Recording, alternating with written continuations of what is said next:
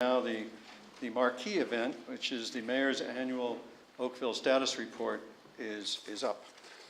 And I'd like to welcome Superintendent Carol Crow from the Halton Regional Police. When I was first elected mayor, the Halton Regional Police Chief of the day told me that I should think of the superintendent in charge of Oakville as the Oakville Police Chief. And so I do. And our new police chief has had no problem with that. So welcome, Ms. Crow. We also are joined by Hydro Chair Marie Oswald. Thank you very much for being here also. And by School Trustee Don Bruman. And Don, thank you for being here. Ladies and gentlemen, friends and neighbors, every year at this time, it's been my pleasure to give you my report and share my views on the state of the town. My focus this time is our decision making. You can see our past, our present, and our future in our decision making. You yourselves and all the rest of our friends and neighbors will be making decisions later this year, next month in fact, when you vote for the regional chair, the mayor, councilors, and trustees. So the theme this year is decision making. All of our decisions together add up to what kind of town we are creating. Canadian astronaut Chris Hadfield said it this way in his book: every decision you make, from what you eat to what you do with your time today, turns you into who you are tomorrow and the day after that. Mr. Hadfield was writing about achieving his dream of going into outer space. But the same words apply for those of us just trying to make our part of the planet Earth a better place to live, work, play, raise a family, and retire. We have a vision of being the most livable town in Canada. To judge the state of the town at this point in our history, let's look at my choices for the top 10 groups of decisions that we've made. You'll see what they've done for you, and you'll see what they will do for you. My list is from my perspective as your mayor. These are the groups of decisions with the most impact on you and our future. Let's start with the environment. First, a more livable Oakville needs clean air. We decided to enact Canada's only legislation restricting particulate matter smaller than 2.5 microns. PM 2.5 is the deadliest form of air pollution. We are the only government in Canada to restrict PM 2.5. And since 2010, our air has had a 37% reduction in PM 2.5. We also decided to ban smoking within 9 meters of all town areas where we know kids play to protect children from secondhand smoke, which is a proven carcinogen. Second, a more livable Oakville needs generous green space. We decided to save and protect green space. We created our own 2,300-acre local green belt across North Oakville. Some said it couldn't be done. We developed new parks and redeveloped old ones. We're restoring and protecting Brawny Bluffs. We're upgrading Oakville Harbor's shoreline. We made decisions that saved 80% of the Merton lands. With the new, greener provincial policy statement on land use planning, we expect to save the rest. Third, a more livable Oakville needs to keep its trees. We need to add more, too. There are only 2 ways to deal with the emerald ash borer: cut or cure. With our target of growing our tree canopy to 40% in mind, we decided to fight this pest by treating our public trees. We recommend to homeowners to treat to save theirs too. Our tree protection and strict tree planting rules for developers will help us reach our goal, and so will our decision to plant more trees everywhere we can. Those tree planting rules should make lollipop trees a thing of the past. Fourth, a more livable Oakville needs facilities for its residents to stay healthy and active. We decided to create an additional 800,000 square feet, a 70% increase of new community facilities. We needed it to catch up with the growth we had experienced as a town. You responded with appreciation and increased levels of participation and enjoyment. And we've made decisions that will create more public facilities for you. We'll create a new community center in North Park. We'll renew and expand Oakville Arena as part of a new community and senior center on Kerr Street. We'll establish a new community center where the old high school is in southeast Oakville on the old, well, still active hospital site. And we will renew the streetscape of the downtown when we rebuild the roadbed. We will add more parking to the downtown. In 2017, we will be ready to renew the Central Library and Performing Arts Center at Centennial Square and create a new home for the gallery for Canada's 150th birthday celebrations. We will enjoy a state-of-the-art new hospital. We decided to make it happen by funding the hospital donation using non-tax funds from green and other energy projects. We believe the property tax is not the appropriate source to fund hospitals. Fifth, a more livable Oakville needs to be fiscally responsible to be able to afford what we need. So we on council made decisions to run the town with business-like tools. We work each term from unanimous 4-year strategic work plans, our version of a business plan. We moved to performance-based budgeting, and we're still the only government in Canada that operates on a results-based basis. We shifted all the costs of growth we could off of you, the property taxpayer.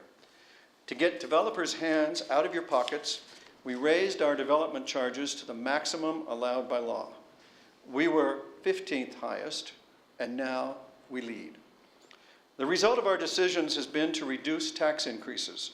For 4 years before my time as mayor, the property tax levy increase averaged 7% a year. In my first term, we cut that to 5%. This term, we've cut it to less than 3% a year. The idea that total tax levy conveys includes our growth in new assessment from new homes and new properties. Our record with the total tax increase, which is what you experience because that leaves growth out of the equation, is even better. This year, it was just 0.7%, less than 1%, well less than inflation, the lowest in 15 years. In fact, the total tax increase for this 4-year term of council was 20% below inflation. In the 4 years before you elected me, the total tax increase was 60% higher than inflation. And each year, for the last 6 years, we have cut the actual property tax rate. If you like your tax increases going down, here on this council are the people you can thank. Our fiscal status has never been better. Standard & Poor's has renewed our AAA credit rating. We're rated better now than Markham, Vaughan, Richmond Hill, King, Aurora, Newmarket, the City of Toronto, and the province of Ontario. Oakville is also one of the few places with a fully funded asset management plan.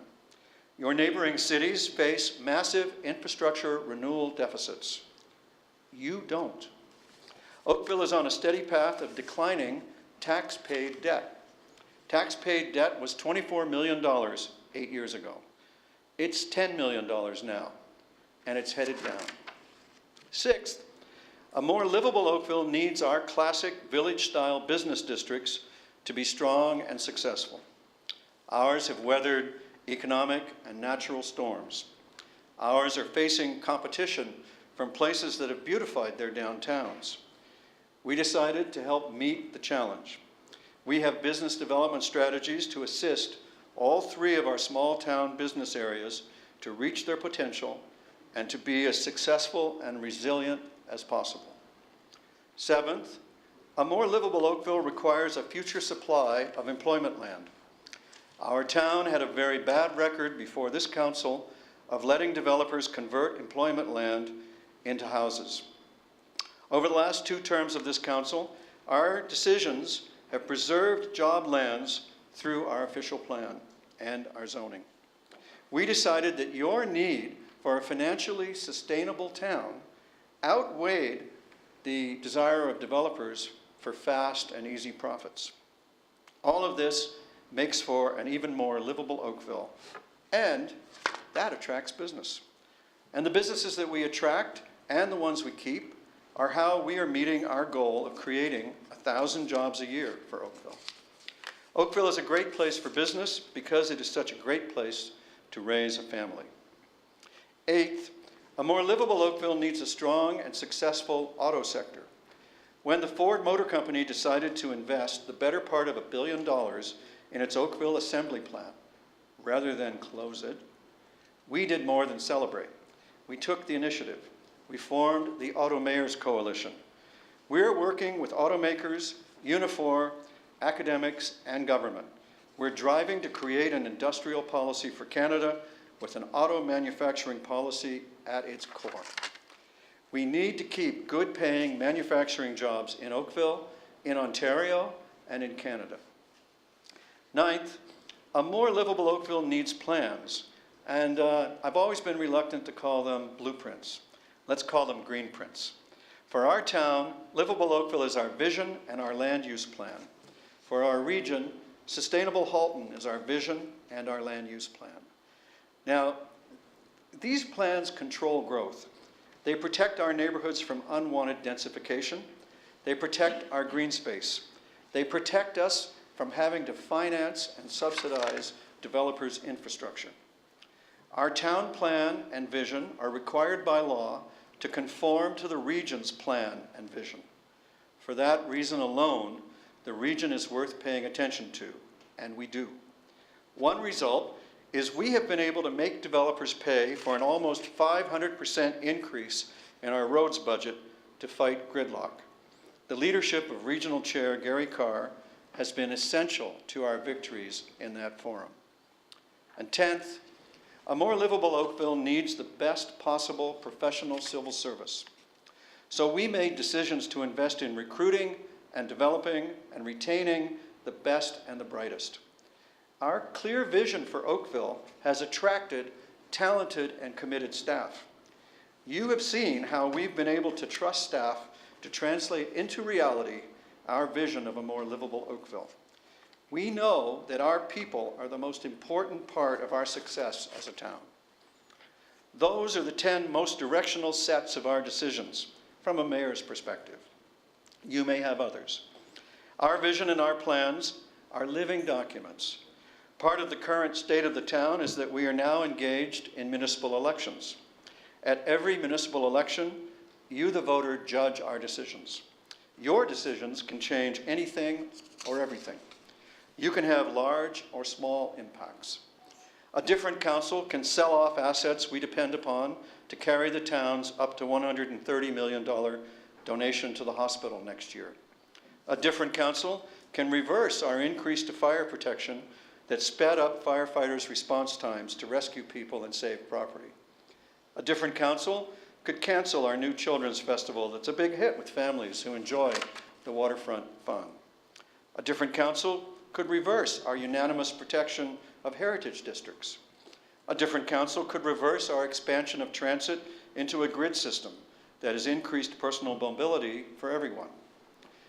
A different council could turn away from our prudent fiscal management that has kept tax increases at 20% less than inflation. We were on a very different path before 8 years ago. A different council can reverse our support of the police and our resulting 6 years of being Canada's safest place to live. There are 7 members of this council who serve on the regional council that funds and oversees our police. Councillors Tom Adams, Keith Bird, Kathy Duddick, Alan Elger, Alan Johnston, and Jeff Knoll. Oakville has had a central role in the police, with me as the chair of the police board and Councillor Knoll as a board member.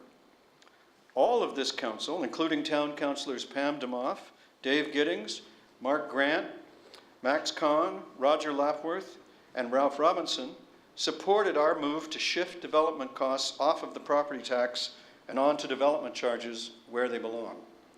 A different council can change the development charges bylaw to shift the cost of infrastructure back onto property taxpayers. A different council, in short, can take us off the path we decided to follow for the last 8 years. So now it's your turn to make decisions.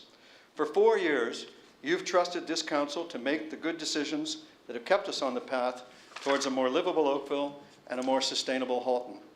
We will see next month if you feel that we have delivered.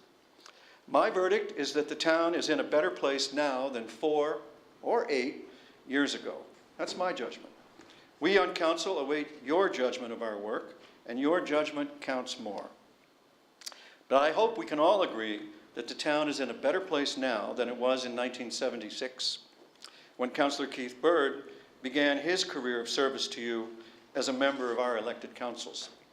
Councillor Bird takes great pride in the progress in his terms on the Police Board and the Conservation Authority, as well as the Downtown BIA. There are many other contributions by Councillor Bird, too numerous to mention here, and I urge you to watch for your invitation to his retirement dinner later this year to really celebrate his career with me. As a council, we worked together with creativity and a growing mutual respect to always find agreement and consensus on your behalf. To each member of council, let me say, it has been great working with you. And to you, the residents we serve, on behalf of everyone on council, let me say thank you for your trust.